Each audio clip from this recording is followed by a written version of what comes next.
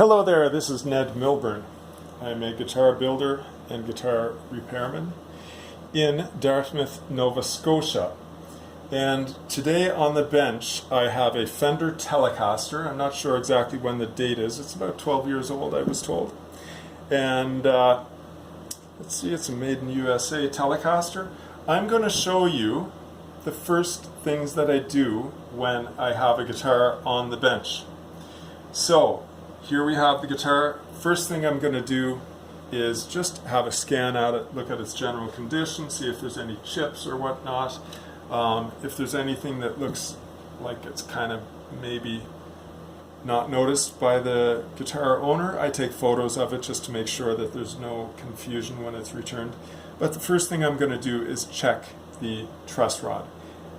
For those of you who are aspiring to learning more about guitar repair, guitar setup, these straight edges that have fret notches in them, that have different straight edges for different scaled fingerboards, don't bother wasting your money on them. They're useless. Doesn't really matter if the fingerboard has some undulations in it. What matters is the fret top surface. The fret top surface, okay? Guitar necks will, over time, develop different patterns of bow or bend to them. For example, if we look at a Fender neck here, the Fender neck has the neck portion, then it has the heel portion, and this area of the fingerboard will not bow at all and won't be affected by the truss rod. There's too much meat in the wood, okay? The portion from approximately here, the 13th fret, to generally about the 2nd fret will be adjusted, and sometimes up to the 1st fret will be adjusted by the truss rod. But the way truss rods work, there's a nut that is in here in this first portion, and oftentimes this area, sometimes it's 1.5 frets worth, does not really get affected much by adjusting the truss rod. And we need to know that, because when we finally do fret work, we need to treat this area differently than this area, because this area under tension will bow, this area will not bow. So if we want to blend that together, we need to understand the idiosyncrasies of the actual neck as a unit. Anyhow, how do we check the truss rod adjustment? I'm going to press it at the 1st fret, press it just past where the heel starts, and then I touch my finger down part way through. And I'm looking at from the bottom of the string to the top of the fret and seeing how much movement there is. And I can try it in different spots too, because what I see here is there's more bow in the neck in this portion than there is in this portion. Okay? You can check that out too on any of your guitars that you have. There, that's almost straight. And then here, that's where most of the bow is. Okay? This is why if you do fret work, and if you get a big, giant, long 18-inch flat straight edge, like StewMac will sell you for $150 American, plus tax, plus shipping. If you're in Canada like me, it ends up costing you close to $300 to get that tool here.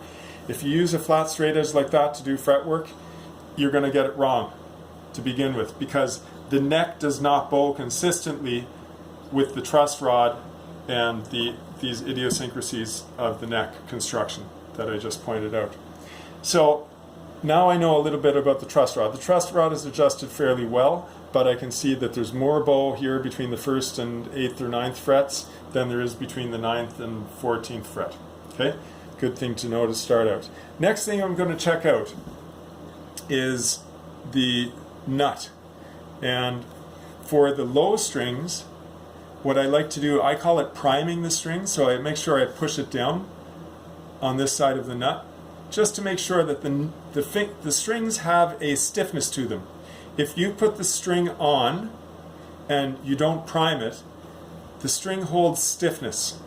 And especially if you're cutting a nut for the first time or the second time, if you put new strings on it and you don't prime that that string such that it bends so that it releases straight down here, you can get a false reading. And if you look, I hope you can see there, if that string is still holding stiffness, this portion of the string will still ride higher on the fingerboard side of the nut, and when you test your nut for height, it will look higher than it actually is. Your nut slots will look higher than it actually is. So that's why I always prime these strings to make sure that I get an accurate reading.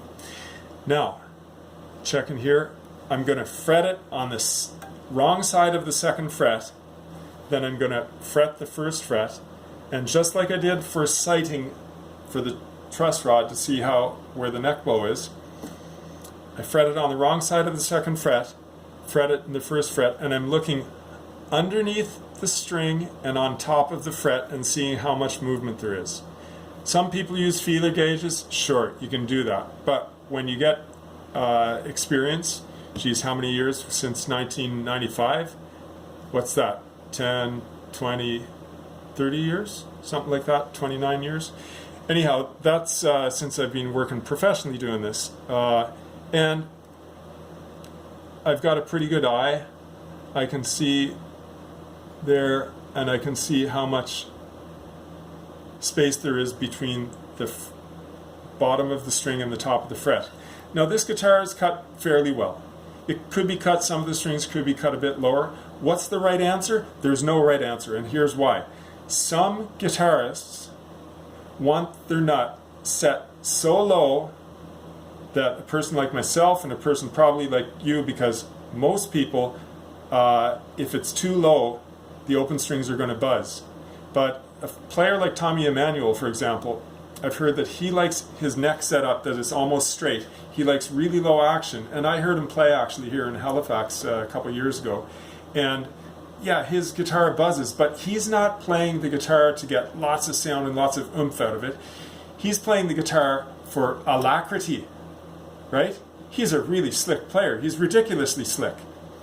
You can't get that alacrity, the same speed and facility, if you have action that's really high, that's designed for more acoustic projection. He uses amplification, so he doesn't need acoustic projection. He just needs his guitar to be an acoustic guitar and have it set up really slick. So he likes a lower nut setup also, I'm quite sure. And one of my clients, he likes his setup, he calls it Tommy Emmanuel style, set up so low that when I do this test, your actual string is, there's literally a hair of space. You know, I pluck a hair out of my head and I use that as a feeler gauge if you wanted to. But you can see how much there is. I can see this is probably, geez, how much? That might be 0.8 of a, 0.008 thousandths, so 8 thousandths of an inch. So generally what I tell people is you want approximately a high E or a B string. Sorry, I'm mixing up now. I'm mixing up for the truss rod. So for these guys, the higher the string, the lower you can set the nut action. The G string, or the third string on any guitar, whether it's electric, acoustic, or classical flamenco, I tend to set the third string higher. Its resonance, its length, its stiffness seems to be that it vibrates with a larger arc. So to combat buzzing on the open string, I set them a little bit higher, and especially on Fenders, because if you look, the Fender guitars, they have a very flat break angle, and you can get buzzing in the nuts, but that's another issue. So yeah, you want to cut them low. This one can be trimmed up a little bit. It's pretty good. I'd call it good, a solid good, but not super prime. And then the other thing, from the second fret on the opposite side of the second fret, but also you can press it down opposite side of the third fret. And what this tells me is similar to if I press the first fret and the 14th fret, press in the middle, I can see. Then if I press the 9th fret and the 5th fret, I can see the differentiation. If I press the 8th fret, let's say, and the 14th fret, I can see that's nearly sitting on top of the frets. So I can tell the differentiation of bow in this portion of the neck, which is very, very little bow, and here that's where most of the bow in the neck is sitting, is in this portion between, let's say, the 9th fret and the 1st fret. Now, that same concept, if I fret on the opposite side of the 2nd fret and then press it here, versus opposite side of the 3rd fret and press here, the difference in height that I see between these two measurements tells me how much bow I have between the 1st and the 3rd, 1st and 2nd. Okay? So that's important later on also. I don't tend to measure the action because I can tell just by looking at it that this action is pretty good. That's a little bit higher than 2 millimeters. So on my first scan of a guitar, I tend not to bring the measure out. I do sometimes, but I can tell visually. And the action at the saddles, we're not going to adjust that until we have the truss rod adjusted correctly, until we have the nut cut properly. Because if the nut, watch this, if the nut is cut 1 millimeter too high, that means that this measurement down here at the saddle is going to be 0.5 millimeters off. Okay? Because halfway through, triangle, boom, 1 millimeter there. 1 millimeter of extra height here yields 0.5 millimeter of extra height here. So if I'm measuring here at the 12th fret and I adjust this and make it perfect, and then I set up my nut, well, now I've changed the action here at the 12th fret. So what you have to do is adjust the truss rod first, cut the nut second, then you adjust the action here, and then the last thing you do is you check the intonation. Now, if you look at the intonation here, these are fairly extreme. I like the fact that it's, let's call it a modern telly bridge with the individual adjustable saddles, but I can tell here and here and here, usually the E string and the B string are closer together, and the G string does drop back. So I think the action or the intonation is going to have to be adjusted also, but that's after I've done all the action adjustments. And again, action adjustments are going to start truss rod. Truss rod is not used to adjust the action. Truss rod is set for the player. If you're a heavier player, you'll want a little bit more bow in the neck. If you're a lighter player, you can get away having it straighter. So first, adjust the truss rod. Second, adjust the nut. Because if you have lots of bow on the neck, that's going to affect the nut slot adjustments. So truss rod first, nut slot second, then you adjust the final action, and measuring it at the 12th, and here's how we measure it at the 12th. We put the straight edge behind the string on top of the 12th fret, and pretty much exactly what I thought. This is just shy of 2 millimeters on the high E, or on the low E, sorry, and it's exact same on the high E, pretty much the same on the B. The G is slightly higher, and then the D goes lower. That's like 1.5 or 1.4, and then we're at 1.7-ish for the A string. So it's not adjusted quite as nicely as it could be. Usually the high E will have it a little bit lower, the B slightly higher than the high E. So let's call it 1.75 millimeters for the high E, 1.85 millimeters for the B. For the third string, 1.9 millimeters. Then for the D string, we can go a bit lower again, 1.75, 1.8-ish, then 1.9-ish, 2-ish for the low E. But again, it depends upon the player. If you have a heavier player, you're going to have those higher up. If you have a lighter player, you can drop them down. Also, if your frets are way out of whack, the lower you go, the more buzzing you're going to have, right? Or the sooner you will get buzzing compared to a guitar that has its frets done really nicely.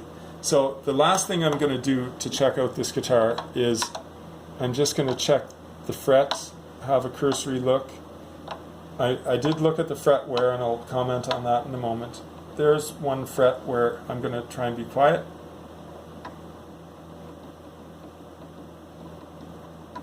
I don't know if you can hear that, but it's making a noise because it's rocking. This is rocking on the fret. So I have a slightly high fret. It's not bad though.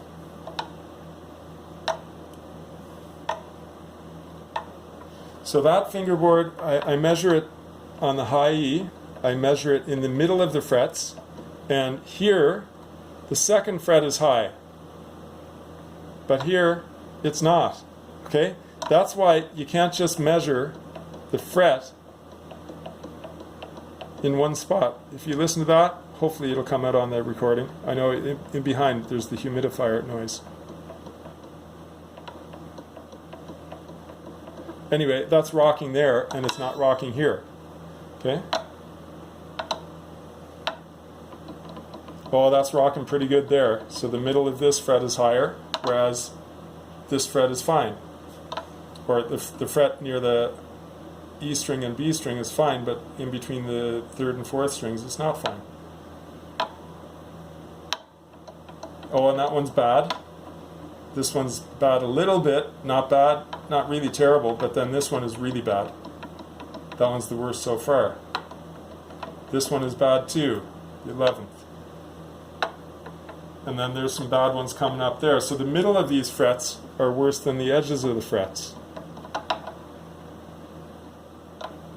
This one has a little tiny bit, but very little.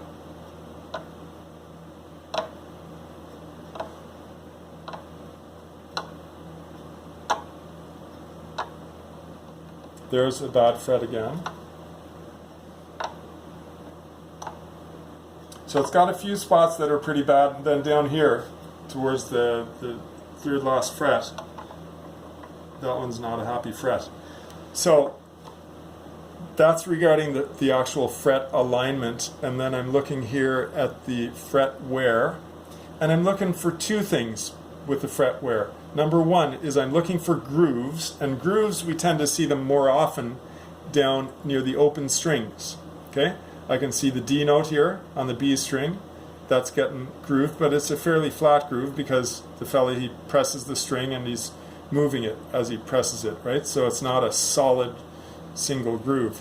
The C sharp note from doing the A chord, it's a little bit more narrow, the groove, and then here the C note from doing the C chord.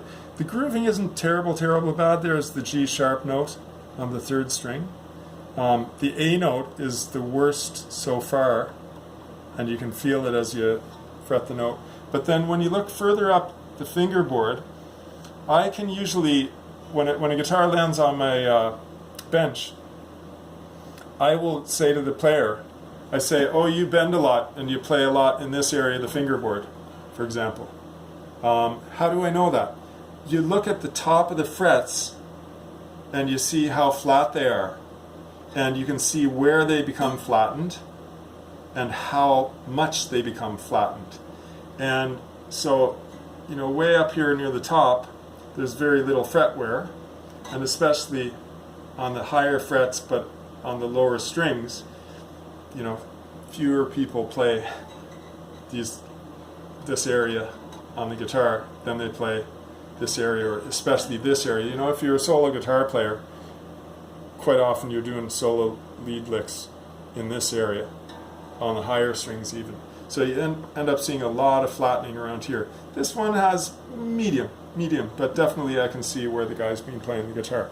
So I will contact the client and offer him some suggestions on what we should do. At the very least, we should be doing a setup. He talked to me about fretwork. He said he's had it about 12 years, and he was wondering about getting some fretwork because he was saying it's starting to get some buzziness to it. And I can also see this guitar, any guitar, here's the last gem that I'm going to share with you guys today. Any guitar, when it is first built, will be different as the wood dries and as the string tension pulls natural bows into the wood and the metal. Because metal, you put stress on it, metal will become bent. But if you think about it again, here this portion is very, very thick. That portion isn't going to bend and bow very much at all. So that's kind of like immutable, you could say. It's not going to change. This, for whatever reason, is stiff. Sometimes you get a chunk of wood that's stiff in one portion and not in another portion. So you get one portion that's bowed more than the other. Like this fingerboard, I have a fairly decent bow here, and then it's almost flat past that. So the only way to correct that is to do some very thoughtful and knowledgeable fret leveling, where my actual work with a block, you know, this is the size blocks that I use. If I use, as I mentioned, if you use the 18-inch block that StewMac says, you got to buy this to do good fret work, StewMac will tell you that. And here in Canada, like I say, it's going to be $275 or $300 to get that block sent to your workshop. Throw it away. Save your money. Keep your money in your pocket. Because with that block, you're not going to be able to do specialized fretwork like this guitar needs. This guitar needs a little bit more taken out of here to compensate for the extra stiffness in the neck and for the fact that here we don't have much bow at all in the neck. Here we have zero bow in the neck. Here we have hardly any bow in the neck. And here we have most of the bow in the neck. So if you want to blend that together, you got to blend it with a shorter block. Okay? And that's another story for another day, another video for another day. But if you have any questions on what I said today, please feel free, leave a message. Even if you don't like the video, if you argue with the video, that's fine. But press like on it, because you guys know how the algorithms work. Put a thumbs up and a like on it, and then make a comment and criticize me if you want. If you have a question, I'll answer your question. And if there's any other comments that you think are useful for other guitar players or guitar luthiers or guitar techs or whatever you want to call them, or people just trying to learn how to do some of their own guitar work, maintenance, post it in the comments, and then we can get a conversation going. Okay, that's all for today, folks. Over and out.